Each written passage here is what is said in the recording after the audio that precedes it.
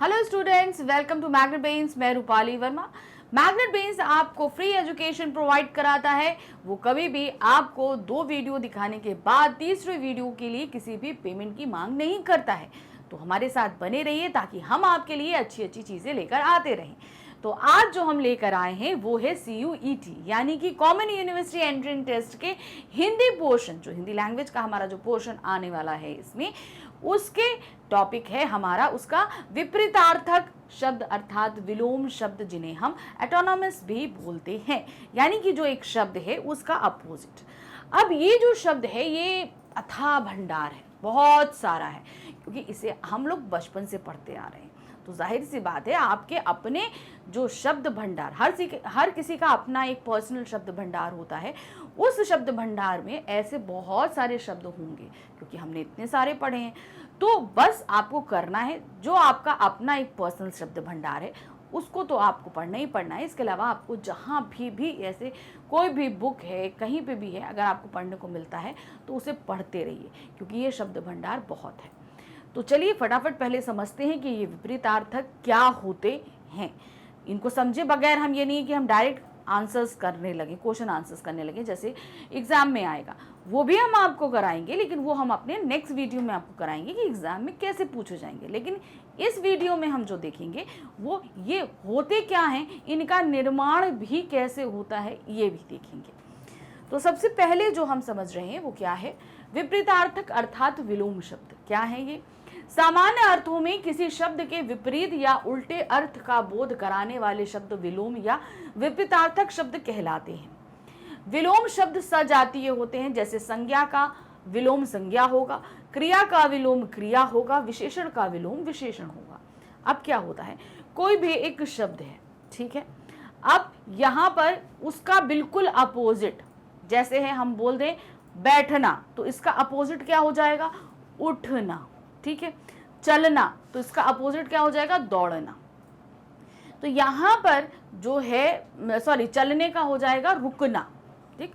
चलने का अपोजिट क्या हो जाएगा, रुकना। वो चल रहा है फिर रुक रहा है। तो अब यहाँ पर दौड़ना जो है वो दौड़ने का भी रुक जाना ही होगा।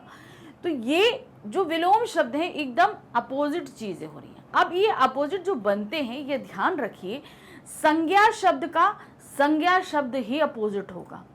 अगर वो सर्वनाम है तो सर्वनाम होगा। अब सर्वनाम तो हो नहीं सकता, क्यों, क्योंकि संज्ञा के स्थान पे जिन शब्दों को इस्तेमाल किया जाता है वही सर्वनाम कहलाते हैं, और सर्वनाम शब्दों का जो है वो पर्यायवाची नहीं बनता। अब आते हैं क्रिया, क्रिया शब्दों का क्रिया होगा, विशेषण का विशेषण होगा, ये ध्यान रखना। अब ये नहीं कि संज्ञा का पर्यायवाची विशेषण नहीं हो सकता। अब जैसे काला है तो सफ़ेद है, अब काला सफ़ेद क्या है, ये तो विशेषण शब्द है, ठीक है। तो उसी तरीके से आपको ये ध्यान रखना है। अब इनका निर्माण किन किन 2 तरीकों से होता है ये देखेंगे।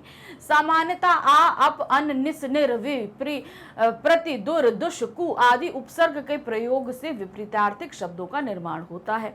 यानी कि जो शब्द है उसी के आगे हम इन उपसर्गों को लगा दें तो हमारे क्या हो जाएंगे, विलोम शब्द बन जाते हैं, बनते हैं, मगर वह ज़्यादातर, मतलब हम ये बोलेंगे 50% ऐसे बनते हैं उपसर्ग लगा के, लेकिन 50% जो है वो अलग से निर्माण किए जाते हैं। इसके अलावा स्वतंत्र रूप से भी विपरीतार्थक शब्दों का निर्माण किया जाता है। भाई उपसर्ग लगा के तो हमने किया, यानी कि शब्दों के आगे कुछ ऐसे शब्दों को लगा के, उपसर्ग शब्दों को लगा के, मूल शब्दों के हमने विपरीतार्थक शब्दों का निर्माण तो कर दिया, लेकिन इसके अलावा भी स्वतंत्र रूप से किया जाता है। अब इसको हम ऐसे समझेंगे, जैसे लाभ का विलोम होता है हानि। अब लाभ का विलोम अगर हानि है तो ये स्वतंत्र रूप से निर्माण है, ठीक है। आप इसमें हमने नहीं देखा कि हमने विलोम बनाया तो इसमें हमने किसी तरह के उपसर्ग का इस्तेमाल किया। जो लाभ था उसका कुछ अलग ही हमने बना दिया हानि। अब क्या है, अगर लाभ का विलोम अलाभ किया जाए तो इसमें भाषा की सुंदरता प्रभावित होगी, जबकि अलाभ शब्द लाभ का विपरीतार्थक शब्द है। यानी कि लाभ को अगर हम अलाभ करते हैं तो ये गलत नहीं है, ये विलोम होगा, एकदम सही है। लेकिन इसको हम अगर कहीं पर इस्तेमाल करते हैं तो जो भाषा की सुंदरता है, हम भाई हम इन शब्दों का निर्माण क्यों कर रहे हैं? हम भाषा का सुंदरता के लिए निर्माण करते हैं, भाई समानार्थी हो, पर्यायवाची हो, वाक्यांश हो, जो भी हो, हम क्या करते, हम भाषा में सुंदरता लाने के लिए इन सभी का इस्तेमाल करते। अगर हमारी किसी भी कृत्य से भाषा की सुंदरता प्रभावित होती है तो हमें वो नहीं करना है। तो यहाँ पर लाभ का अलाभ अर्थ सही है, लेकिन यहाँ पर हम इसलिए इस्तेमाल नहीं करते, लाभ की जगह हानि का इस्तेमाल करते हैं ताकि भाषा की सुंदरता बनी रहे। अब हम ये बोलें कि उसे कभी कभी लाभ होता है, कभी कभी उसे अलाभ होता है। अब इसी चीज को हम क्या कहते हैं, ऐसे दूसरा तो बोले उसे कभी तो लाभ होता है और कभी कभी हानि भी प्राप्त होती है। तो अब देखिए यहाँ पर शब्द जो वाक्य बना उसमें सुंदर वाक्य कौन सा था, तो ये ध्यान रखना है कि वाक्य की सुंदरता पर प्रभाव नहीं आना चाहिए। तो इस तरह हम निर्माण करते हैं विपरीतार्थक शब्दों का। अब क्या होते हैं ये विपरीतार्थक शब्द, हम ये भी देखेंगे। इनको समझने के लिए क्या दिया है, अतः उपसर्गों तथा स्वतंत्र अर्थ वाले शब्दों के द्वारा प्रचलित सुंदरतम भाषा स्थिति के साथ विलोम का चयन कीजिए। यानी कि हमेशा हमें विलोम शब्द ऐसे चयन करने हैं, कुछ उपसर्ग लगा के अगर सुंदरता बढ़ती है तो आप उपसर्ग लगा के बना लीजिए, अगर स्वतंत्र रूप से बनती है तो स्वतंत्र रूप से बना लीजिए। बस ये ध्यान रखना है कि सुंदरता प्रभावित नहीं होनी चाहिए। अब हम यहाँ पर कुछ विलोम शब्दों को देखेंगे। देखिए, विलोम शब्द का भंडार भी पर्यायवाची की तरह अथाह है, बहुत सारा है। तो जहां कहीं आपको पढ़ने को मिले आप इसको पढ़ते रहिए। यहां पर हम आपके सामने कुछ लेकर आए हैं, इनको ध्यान से देखिए। जैसे यहां पर है ध्वंस निर्माण। ध्वंस मतलब जहां पर गिरा देना, जैसे बोलते हैं डिमॉलिश, आपको क्या कहते हैं, पूरा डिमॉलिश कर देते हैं, कहीं पर कोई चीज खत्म कर देते हैं, तो वही ध्वंस मतलब गिरा देना, निस्ते नाबूद कर देना। निर्माण मतलब बनाना। दूसरा है यथार्थ, उसका पर्यायवाची है कल्पित या काल्पनिक। यथार्थ मतलब प्रैक्टिकल, हमारे सामने जो चीज प्रैक्टिकली है।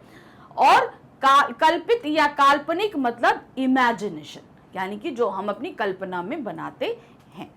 फिर है नैसर्गिक और कृत्रिम। नैसर्गिक मतलब जो चीज वास्तविक में हमारे सामने वास्तविक, और कृत्रिम मतलब बनावटी चीज हो जाती है। जैसे आप देखते हैं कि कोई एक नेचुरल ब्यूटी होती है, नैसर्गिक मतलब क्या होगा, नेचुरल प्राकृतिक दृश्य। अब उसी प्राकृतिक दृश्य को आप एक घर के अंदर, मान लीजिए हमने देखा एकदम क्लीन एनवायरनमेंट मॉर्निंग में रहता है ना, हम कहीं वॉक करने जाएं, कहीं जाएं, गार्डन आर्डन सब कुछ है। अब वही गार्डन हम कृत्रिम रूप से अगर प्लास्टिक का अपने घर के अंदर बना ले तो वो क्या हो जाएगा, वो है बनावटी। नैसर्गिक मतलब नेचुरल। फिर आते हैं हस्व यानी कि लघु, उसका मतलब दीर्घ, कोई चीज छोटी, हस्व। अब हस्व हमने पहले भी पढ़ा हुआ है, वो क्या है, हस्वर, याद है, हस्वर, तो उसे हम लोग लघु स्वर भी कहते हैं। तो यहाँ पर हस्व मतलब छोटा, ठीक है, और दीर्घ मतलब लंबा। फिर आते हैं निषिद्ध या विहित। नेक्स्ट आते हैं अंतर्द्वंद और बहिर्द्वंद। हमारे अंदर चलने वाला अंतर्द्वंद, और बाहर हम किसी चीज से जद्दोजहद करें तो बहिर्द्वंद। सन्यास गृहस्थ, अब जो सन्यासी होते हैं वो गृहस्थ जीवन त्याग देते हैं, मतलब घर में आटा दाल चावल परिवार ये वो सब, तो वो होता है गृहस्थ, और जो होता है सन्यास। श्रोता व्यक्ता, श्रोता मतलब सुनने वाला, वक्ता मतलब बोलने वाला। न्यून अधिक, न्यून मतलब थोड़ा, अधिक मतलब ज्यादा। दृष्ट और विनम्र। दृष्ट मतलब जो बहुत ही ज्यादा धूर्त हो, यानी कि जिसके अंदर दया भाव नहीं हो, दूसरे के ऊपर बहुत ज्यादा प्रेशर मतलब अत्याचार करता हो। और विनम्र मतलब बहुत ही पोलाइट आपका जो होता है। अधुनातन और पुरातन। अधुनातन मतलब आधुनिक, आज के समय। पुरातन मतलब प्राचीन, पहले समय का। फिर है उद्घाटन समापन, यानी उद्घाटन मतलब जहां पर हम नया, उद्घाटन आपने पढ़ा है ना, वही उद्घाटन। और समापन, समापन मतलब खत्म कर देना। प्रत्यक्ष प्रयोग, यानी कि आपके सामने प्रत्यक्ष और आपके पीठ पीछे होगा तो वो क्या होगा, परोक्ष। डायरेक्ट इनडायरेक्ट, यानी कि प्रत्यक्ष मतलब डायरेक्ट, परोक्ष मतलब इनडायरेक्ट। ऋणात्मक और धनात्मक। ऋणात्मक मतलब क्या हो गया, आपका जो हम किसी से बोरो करते हैं वो हो गया ऋणात्मक। धनात्मक हमारा जो अपना है। नश्वर, शाश्वत, अनश्वर। अब देखिए यहाँ पे नश्वर था, उसमें हमने आपका क्या लगा दिया, आपका उपसर्ग, और शाश्वत हमने यहाँ पर बना दिया, नया बन गया, दोनों ही बन जाएंगे, सही है। तो नश्वर मतलब जिसका नाश, जैसे हमारा शरीर है, ये क्या है, नश्वर है, जन्म लिया है तो मृत्यु को भी प्राप्त होगा, इसीलिए इसको बोलते हैं नश्वर शरीर। अब शाश्वत या अनश्वर, यानी कि प्रभु ईश्वर ये क्या है, अनश्वर है। शिव जी अनश्वर है, ना जन्मे हैं ना मृत्यु होगी, तो वो हो गए। फिर है छली निश्चल, यानी कि जैसे कि कपट, हम किसी से कुछ कपट करते हैं, कुछ पैसा किसी से मार लेते हैं, वो होता है छली। निश्चल मतलब जिसके मन में किसी भी तरह का कपट नहीं होता। उर्वर, अनुर्वर या ऊसर, यानी कि उपजाऊ। उर्वर मतलब उपजाऊ, जहाँ पे खेती होती है, उपजाऊ भूमि होती है। और ऊसर बंजर, आपका ये सब क्या कहलाता है, जहाँ पर पथरीला, जो जमीन पथरीली होती है, जहाँ पर खेती नहीं करी जा सकती, कुछ उगता नहीं, वो कहलाता है बंजर या ऊसर। फिर है जागृति सुसुप्ति, यानी कि आप जागृत हो जाओ, किसी के बारे में अवेयर हो जाओ, जागृत। सुसुप्ति मतलब ठीक है, हमें इतना अवेयर नहीं होना, जाने दो। तो ये तो मन की भाव हो गए। जागृति मतलब जागना और सुसुप्ति मतलब सोना, सिंपल ही एक चीज होती है। तो यहाँ पर हमने आपको कुछ विलोम शब्दों से परिचित कराया।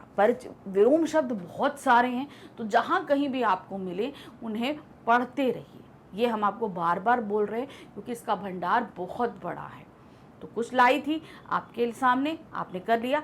अब इससे रिलेटेड ये प्रश्न कैसे पूछे जाएंगे एग्जाम में हमसे, वो भी मैं आपके लिए लेकर आऊँगी। तो नेक्स्ट वीडियो में थोड़ा सा इंतजार करें, हम इसी टॉपिक पे आपके MCQs लेकर आएंगे, यानी विपरीतार्थक और विलोम। तो हम जो अभी पढ़ रहे हैं या इसके आगे जो पढ़ेंगे वो सभी हमको कैसे प्राप्त होंगे। तो ये प्राप्त करने का तरीका ये है कि आपको आना है हमारे चैनल मैग्नेट ब्रेन्स पे। जब आप यहाँ पर आओगे तो ये देखिए, यहाँ पर ऐसा पेज ओपन होगा। अब यहाँ पर आपको दिख रहा है CUT। हम CUT जैसे ही क्लिक करेंगे, सारे ही सब्जेक्ट आपके सामने इस तरीके से आ जाएंगे, दिख रहे हैं आपको। अब आप इसमें हिंदी सेलेक्ट करोगे, ये देखो आपका यहाँ पर हिंदी दिया हुआ है, इसे आप हिंदी सेलेक्ट करोगे, वॉच नो। जैसे ही आप यहाँ करोगे तो हिंदी की पूरी प्लेलिस्ट हो जाएगी, जितना भी CUT में हमने अभी तक पढ़ाया, जो भी हमारे टॉपिक हैं, हम सभी सीक्वेंस से आपको पढ़ा रहे हैं। आपको सारे ही लेक्चर इसी सेक्शन के अंदर आपको मिल जाएंगे। तो जैसे जैसे अभी हमने पढ़ाया हुआ है, जो भी बोधगम्यता है, मौखिक अभिक्षमता है, और भी इससे पहले टॉपिक पढ़ा चुकी हूँ, क्या आपका वाक्यांशों का पुनर्व्यवस्थीकरण है, सही शब्द का चयन है, सभी कुछ करा चुकी हूँ। सिनोनिमस एटोनिमस आपका हो गया है, तो ये सभी आपको इसी सेक्शन के अंदर मिल जाएंगे। अब आपको करना क्या है, आपको सिर्फ जो भी देखना है उसे आप क्लिक करोगे, उसके अंदर जितने भी लेक्चर्स हैं आपके, जैसे इसके अंदर बोधगम्यता में 2 लेक्चर है, मौखिक अभिक्षमता में 3 है, तो जो भी आप क्लिक करोगे आपके सामने आएगा। उसके बाद आप उसे क्लिक करो जो वीडियो देखना चाहते हैं। जैसे ही आप वीडियो देखें करेंगे क्लिक, इस तरीके से वीडियो स्टार्ट हो जाएगा। वीडियो देखिए, अपनी CUT की प्रिपरेशन अच्छे से कीजिए, लेकिन साथ ही आप ये ध्यान रखिएगा जितना हम पढ़ा रहे हैं, देखिए शब्द भंडार की कोई कमी नहीं है। इसके अलावा भी आपको जहाँ कहीं कुछ भी मिलता रहे उसे पढ़ते रहिए।